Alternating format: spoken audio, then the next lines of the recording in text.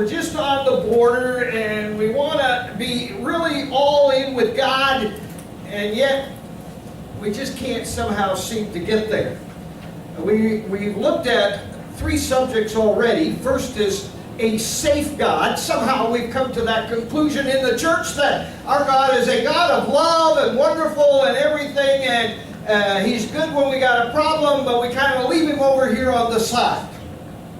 The fact is that we need to be reminded that He is always our God. And those of you who are watching us by YouTube today, again, we welcome you as you watch Elevation North on Austin Road on the south side of Owatonna. We trust that you too will be challenged as we look at 2 Samuel. We looked at 2 Samuel chapter 6. They were moving the ark back and going to tip, and Uzziah put his hand up and he died immediately. Why? You would think they were doing what was supposed to be, but they weren't following God's instructions. They were to put poles through and carry the Ark of the Covenant. I want you to understand in your life, when God gives you certain instructions, you better do it.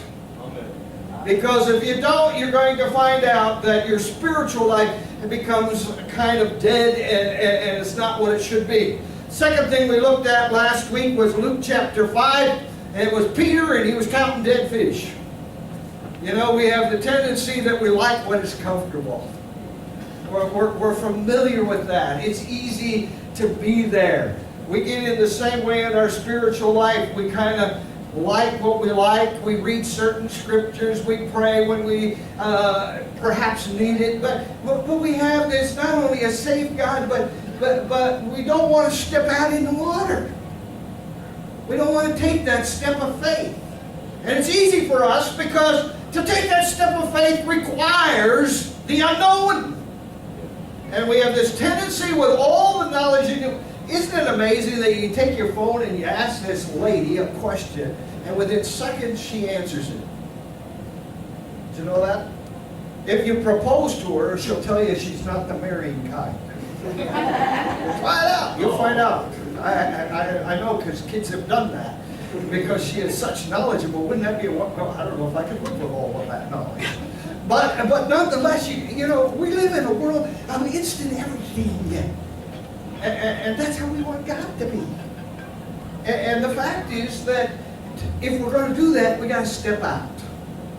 Get in the water. And when we do that, the unbelievable happens. Amen. Never happens where we're safe. It happens when we step out in faith. When we step into the water, remember we sang last Sunday, get in a little bit deeper. And when we do that, God begins to move. Today I'm going to talk about wrestling to surrender. That's a tough one. Wrestling towards surrender. All of us have things in our lives. In fact, we are in a society of constant conflict. It's everywhere. It's between relationships. It's at work. It's with family. It's clear across the world. And you know, you just find it everywhere. Doesn't matter what anybody does, somebody criticizes. I can't wait to get to the doctor. I told you this, but I'm going to tell him I want the scale removed. It offends me. You know? Get it out of here. We live in a world where we think everything is about us. When we think about the fact that it's about Him, the trivial things begin to pass away and we begin to understand what He wants. I want you to turn with me, if you will, clear back into the Old Testament. You might have the pages still stuck together. A lot of people go and read Genesis 1, 2, and 3, and then they get bored after that and they go to the New Testament. But we're going to go to Genesis, and we're going to pick it up at chapter 27. Now, I want you to know that we're not going to read all of these verses, but we're going to, I need to set a background in order for us to understand the wrestling account. The story begins with two brothers that are born. Their names are Esau and Jacob. And what happens is, in chapter 27, is that Jacob loved to stay around the house and around the yard, and Esau liked to go hunting and doing those kinds of things, working out in the field. But when they were born, Jacob is this great conniver. In fact, it says when they were born, Jacob was hanging on to the heel of his brother Esau. And from that point on, even at the beginning of their birth, Jacob is a horrendous conniver. And one day he's making this wonderful, good eating food, and Esau comes in and he is tired. And he wants something to eat. And Jacob says, oh, I'll give you something to eat, but you're going to give up your birthright. Now understand that the first son born got the biggest share of the inheritance and the blessing of the father. The rest of them got the rest. And Jacob wanted everything. And Esau says, well, if I die because I'm hungry, what good is the birthright? Now, Jacob is this conniver, and he says, well, let's make an oath here. And so they make an oath. It isn't long before Esau realizes what took place, because he hears about how Jacob went in, covered his... See, we got Esau, he's all hairy and all over his body, and there's little Jacob with his fine skin and everything smooth.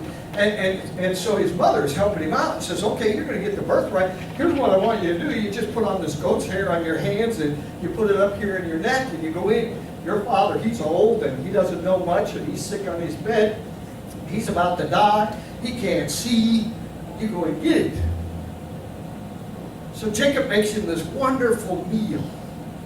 And he goes in there, and we find that his dad says, well, Isaac goes, you got the voice of Jacob. Come here. And so he feels the hairy skin that's on his arms. He said, but you feel like Esau. Well, I am Esau. And so he gets all of the rights from his father, and it's given to him. But Esau finds out, and now he is mad, because he's going to get nothing. And so he burns up within himself, just like you and I with jealousy. When he, why do they call it the green-eyed monster? When jealousy comes in, all of a sudden it just takes over our whole life. And we begin to contemplate of how to do things to get even. You ever do that? Don't mess with me, because I never get even. I get ahead. You see, we contemplate. Isn't it amazing how our mind works? We can have 100 blessings in a week, and one thing we're wrestling with, and what takes most of our time? The struggle. Now, Rebecca's listening to all of this, and so she realizes that Esau is about to kill him, so she sends Jacob off. Now, it's an interesting thing that happens here, because two things happen when he leaves and when he comes back. He gets out to Bethel, and he decides that he needs to rest. He takes a rock for his pillow. I can't understand how comfortable that could obviously be, but he takes a rock and he lays down and he goes to sleep. But he has this dream. And this dream is that there's a ladder that touches the ground and goes all the way into heaven, and angels are descending up and down, and he hears the voice of God saying, you are going to be blessed. In fact, your descendants are going to be more than the stars. They're going to be so much that you're going to have. Now understand that Jacob at this moment is at Bethel, laying his head on a rock with absolutely nothing except the blessing of his father. He doesn't get any of the material things, only the blessing that was passed down that would be God's blessing. He then finally gets to a place where there is a wonderful spring. And when the sheep would all come up, they would take the rock off of the well, and the water would overflow, and they would water all the sheep. And so Jacob gets there, and there's a bunch of shepherds there, and they're waiting till everybody gets there. And all of a sudden he begins to ask about his uncle Laban. That was Rebekah's brother. Oh, we know him. We know all about him. In fact, as they looked up, here came Rachel. Well, she was. You could tell that At that point, Laban didn't have a lot, because when you had a lot, servants took care of your sheep, not your family. You watch that in the Bible, and you'll find that all the way through. And so Jacob, he sees now Rachel for the first time. I think it's love at first sight. You say, how do you know that? Well, he went up to her and he kissed her right away. Oh boy, do that in today's world, I'll tell you what, you're going to be in big trouble. But not then. And he wept, and he shared his story. And Rachel goes back to her father Laban and tells him all about it, this man. And so he sends for Jacob, and Jacob comes. He works for about a month, and Laban brings him in and says, okay, here's the deal. I'm not going to take advantage of you just because you're family, so what do I need to pay you? Now, here's the conniving part of Jacob coming out again. He says, well, I'll tell you what. I don't have any money. He doesn't have anything to give. So he says, I'll work for you for 7 years, and I get your daughter Rachel. He already kissed her, and he already saw her, and she was a beautiful lady. And so Laban agrees. But I want you to know that connivers always get the turn of events. And so then they have the big wedding 7 years later. And in the morning, to the shock of Jacob, he looks at the woman who's in his tent, and it's Leah, the sister. Yes. Can you imagine what he thought? So he goes back to Laban and says, now wait a minute. I wanted Rachel, not Leah. And Laban says, well, you can't have the older sister not be married before the younger one. I never heard about that in the Bible before, but it was something he said, and he was told. And so he was ruling at that point as far as his family was concerned. And so Jacob agrees to work 7 more years for Rachel. Now all is well. But now he's going to work and stay with Laban for 6 more years. And what happened is that he would watch the flocks. And when he wanted the flocks that came into heat, he would get the strong rams and all of the strongest that they have, and his flock, because they agreed that the spotted ones would be his, and the streaked ones or the black ones would be Laban. And so he would watch how all of these animals were being bred, and he would fix it so he would get the best, but he still took care of it. And Laban's flocks grew. Finally, the voice of God comes. Now listen to me carefully right here. This is one of the important parts of the story. The voice of God came to Jacob and said, you need to go back to your father's land. I will bless you and I will take care of you. I want you to know that when God directs you to go somewhere, go. Amen. Amen. Go. Because if you don't, you're going to miss out. You're going to not have the wonderful blessings that God wants. Here's the catch. He's got to go back to Esau.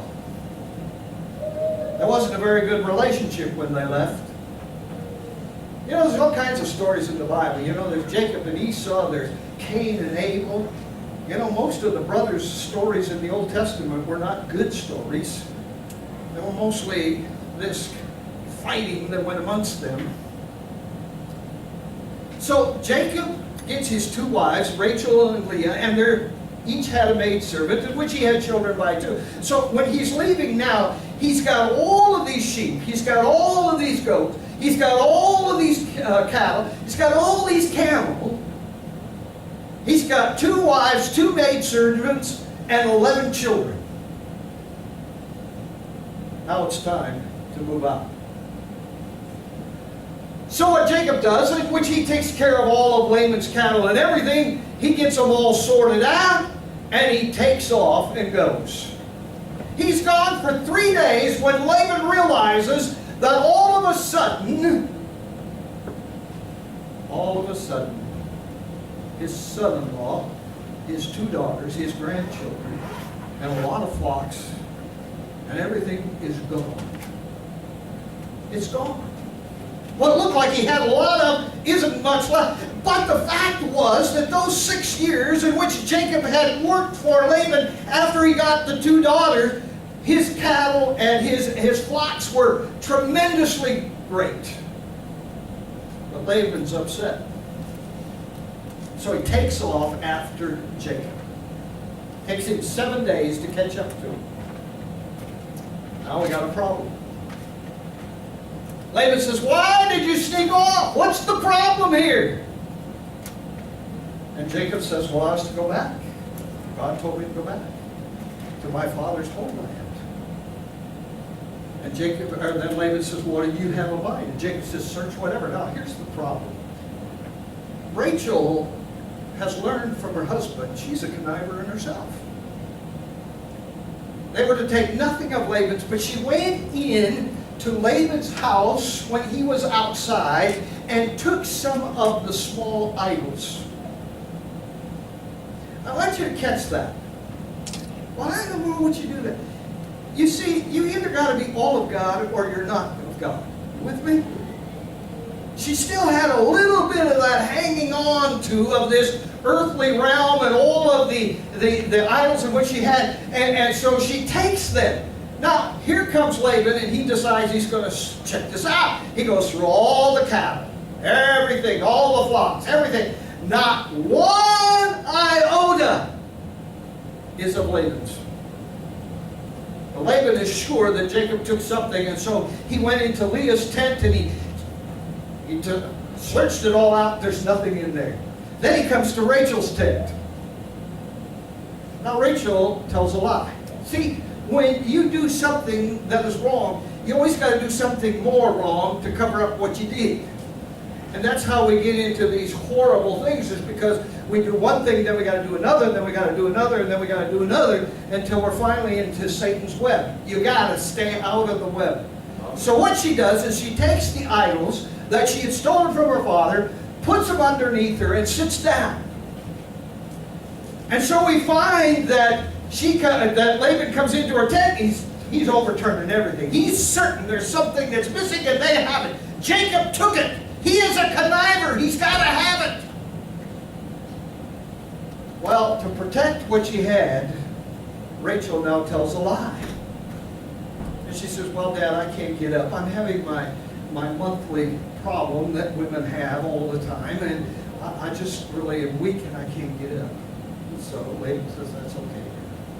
And he leaves. Now they make an agreement between Laban and Jacob. And we find that they build an altar. And they make a sacrifice on the altar. And the agreement was that Laban says, "I will not cross to your side to harm you, and you cannot cross my side to harm me." The agreement is made. So we got that handled. And then we find that Laban kissed his daughters, his grandchildren, and went back home. All is well, right? Not quite. He's still got to get to Canaan. He's still got to go see Esau. So here he is again, this wonderful conniver. He comes up with a bunch of gifts that he's going to give Esau, and he's going to put them in the front. And then he's going to put all of his possessions next. Then he's going to put his 2 maidservants, one and then the other. And then he's going to come with Leah would be next, but Rachel, whom he loved the most, would be last. And hopefully somehow when he got to Esau, everything would be fine. What a conniver. He's hiding in the back. He figures by the time they get through all the rest of it, he's going to be long gone. So then they cross over on the Jordan River, they cross to the other side. It's interesting that he took all of his cattle, he took all of the gifts for Esau, he took his maidservants, he took his 2 wives, he got everybody to the other side, but he stayed on this side. Why was he staying here? I don't think Jacob's mind was much different than ours. I wonder if I gave enough gifts for Esau. Maybe I should have put a gold chain on every 5th goat. Maybe I should have planned a little bit. And then he finds out that Esau is coming with 400 men. Now let your mind do the wandering. We begin to think of all the things we should have done or could have done, or maybe we should do this differently. It all comes back, doesn't it? All of a sudden, everything we thought we had forgotten or handled, all of a sudden becomes rushing back. And all of a sudden, now Jacob is all alone, and there's a fight. Many believe that it was either one of three people. It was either Michael the Archangel or Gabriel, or it was Jesus Christ himself in the incarnated form. I believe it was Jesus himself. He came, and they have a wrestling match. Now I want to pick that up because it's quite the story in chapter 32. We find that as he prepares, he sends a messenger ahead. But he's prayed. Now I want you to catch this prayer, because I want to pick it up in verse 9, because he's preparing, and he's got the cattle, the sheep, the male servants, and he's sending a message to have favor, and all of the great fear and distress in verse 5, divided the people and everything, so that he might escape. And then verse 9, and catch this in chapter 32. O God, my father Abraham. Yeah, it's always good to have, even today in the Jewish realm, the God of their father Abraham, Isaac, and Jacob. Abraham was the pillar. So if I can go back, I know that Abraham served God. That's what we do. Oh, God of my grandmother. Somehow we feel like we can gain a little favor with God when we get the right words. And of my father Isaac, who you said, go back to your country, your relatives, and I will make you prosper. Why does he think he's got to remind God of what God said? But that's what we do. When we pray, we just remind God. God, I'm your child. Don't hurt me. Don't do anything. Don't allow nothing to happen. Oh, God, I'm your child.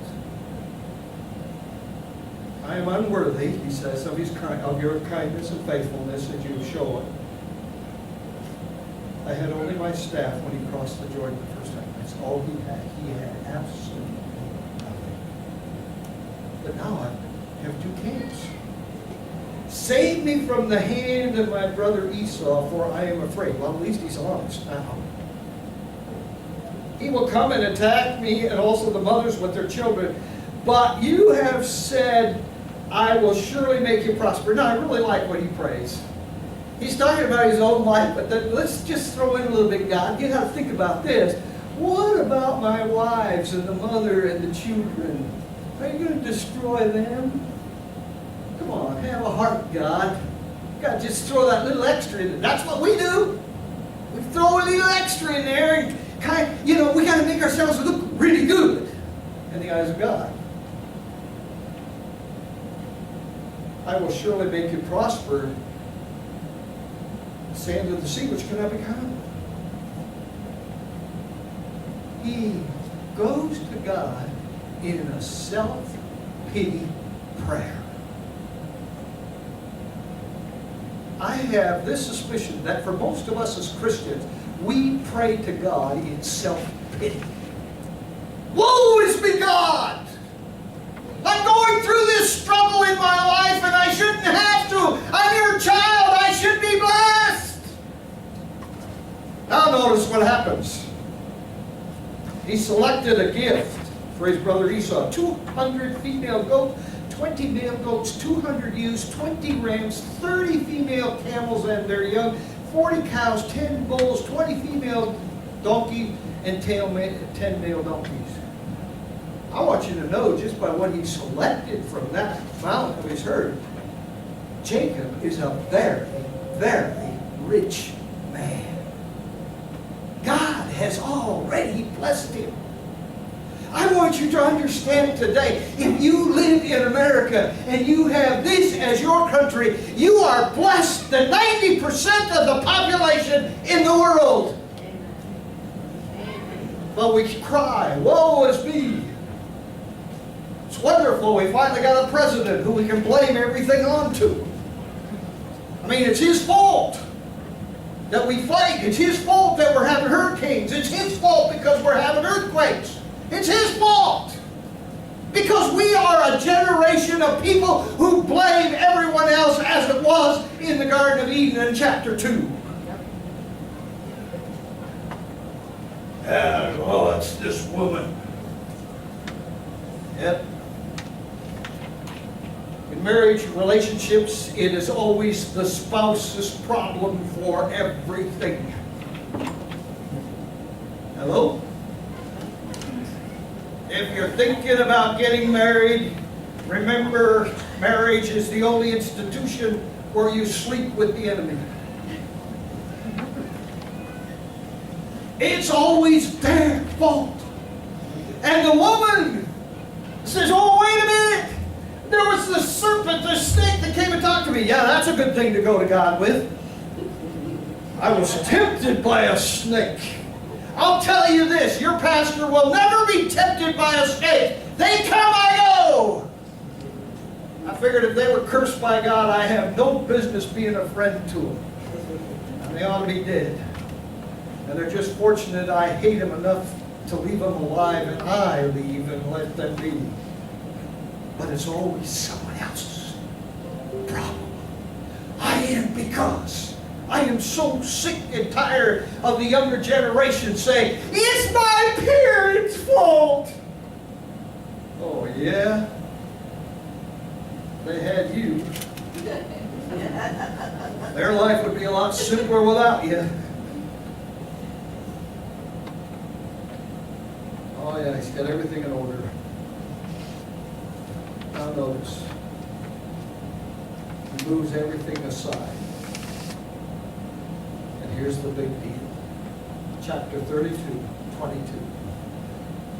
That night, he took his 2 wives, his 2 female servants, his 11 sons, crossed the ford of Jacob, which is right at the entrance of the Jordan River, and sent them across in the Sea of Galilee. He sent them across to the stream. He is left all alone, and a man wrestled with him till daybreak. Wrestled all night long. I don't know about you, but I'm to the age now where if we can have a fight and it's over in 15 seconds, I probably could win. If it's longer than that, I'm going to lose.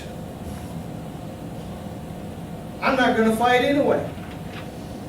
All our young people, they always want to josh with me. They always want to have a little fun with me. And I always tell them, yeah, what are you going to do?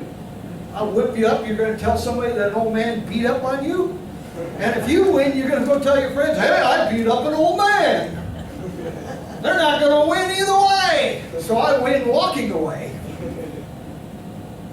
He wrestles all night long. Now notice what happened.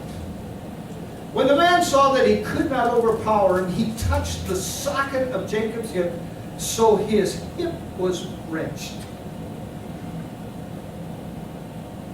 Let's quit. It's daybreak. Jacob goes, yeah, but I'm not going to let you go unless you bless me. Here's the old conniver. Jacob hasn't learned. You got to bless me, God. You know, we're in the world that we think that we were to be materially blessed because we're God's child. I know there's a lot of preachers out there that preach you come to Jesus and you do all the right things, you're going to have all the money and all the things you want. I want you to understand that I find nowhere in the Bible a wealth gospel. Hello? It's not there. And if you're going to chase all your dreams around hoping you're going to find that somehow through God, He's going to bless it, you're going to spend all your life chasing after nothing. Some people He does. But here He says, I got to be blessed. The man says, what is your name? Jacob. Your name will no longer be Jacob, but it's going to be called Israel, because you have struggled with God and with humans and have overcome. Okay? He's overcome. Jacob says, well, then tell me what your name is. Why are you calling and wanting to know what my name is? Why do you ask? And then he blessed him there. Jacob said, it's because I saw God's face to face and my life was spared. I want you to understand, when you come into a relationship with Jesus Christ, you have a personal relationship with God and you are His child. Hallelujah. Forever and ever. Amen. And you may not have material blessings, but I want you to understand that you have a mansion in glory for all of eternity. Amen. You will have everything that you ever wanted or could have wanted. It will be there. You will be victorious, never again to have pain, never again to have heartache, never to have anything happen in life. But I want you to understand, while you're in this life, you will have struggle. And even though Jacob won, for the rest of his life, he limped. God could do anything, and God can heal anybody, and He can make anything a straight way. But I want you to understand that sometimes in our struggles is where we meet God. We are not exempt from them. So here comes Jacob the next morning. Can you see this? Everybody's on the other side. Here comes old Jacob just dragging his leg along because it's out of the socket. What happened, Jacob? Man, you were this tough man. You would take on anybody. You would connive anybody out of anything. Why are you limping? And we see the change of heart, because Jacob went to the front of the line instead of to the back. And when Esau came and he was coming toward him, Jacob said, I got all these gifts for you, I got all these things for you. And Esau runs and throws his arms around his brother and kisses him and embraces him. Wow! Esau was quite wealthy in his own right. But there was that wonderful coming together. Esau said, I've got 400 men here. They're going to lead you back to my place. Oh, Jacob, he's still got a little bit of a conniving mind. He says, no, that's okay. You take your men. We'll come along. And he settles in his own place. But in the midst of the struggle, would you please understand this? He wound up with a limp. Better is the limp and be in the favor of God than anything else. Folks, I want you to understand this morning, you are not exempt from the trouble. You will have the trouble. I told someone this past week when we were meeting, I said, one of the things I want you to do is do not waste the pain. We're too excited to get over it, aren't we? Something comes into our lives, we got to take it in our own hands. Let's get it over with, done with, and get on with life. And the good things of God. And sometimes God says, wait a minute. I got some wonderful lessons I'm going to teach you in this wonderful way. And the peace that passes all understanding begins to flow into our minds, in which we don't even realize our infirmities. Hallelujah. Because He is so good. Yes. And you got that? That's what God does. Amen. I don't know about you. I'm not afraid. You know, they used to tell us when you grow up, you're either a lover or a fighter. Sometimes I'm a lover. I don't like fights. I don't like disagreements. I don't like differences of opinions when they matter most. And I've learned longer that I live is that sometimes all the things that seem to be so crucial and important that we get has no meaning whatsoever. Let me ask you this question. Think carefully. 1 year ago today, what was the problem you were having? We got to stop and think. We might even make up a couple. It passes, right? It happens. Life happens. But I would rather come out of a wrestling match with God with a hip out of my socket, following the will of God,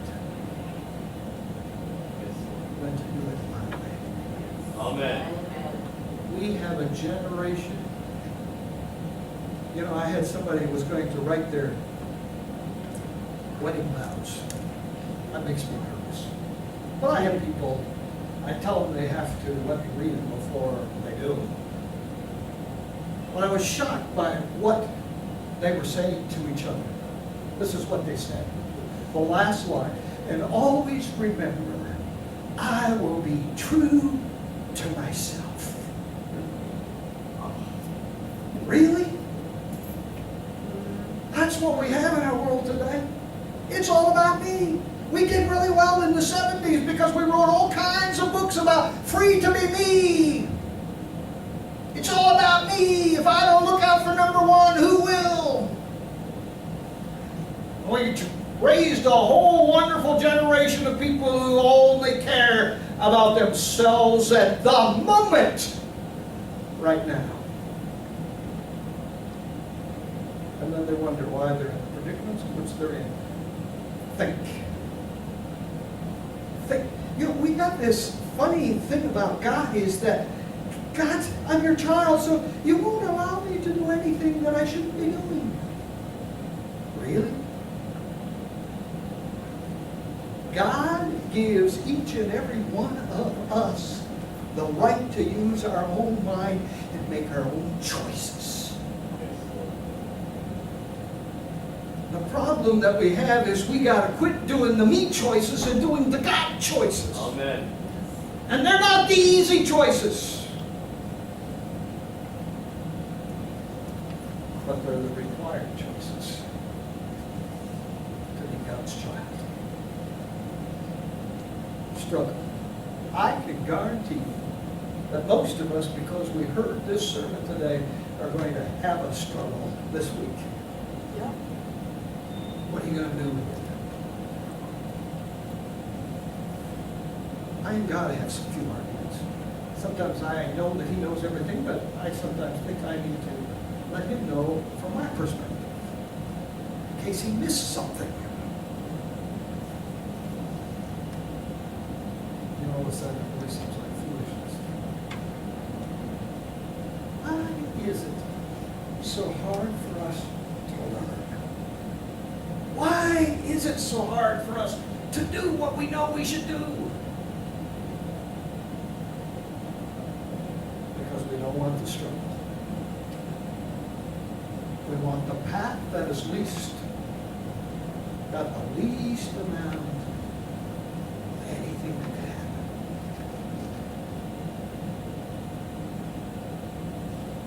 I almost caused my mother-in-law to die one day right on top of a bluff.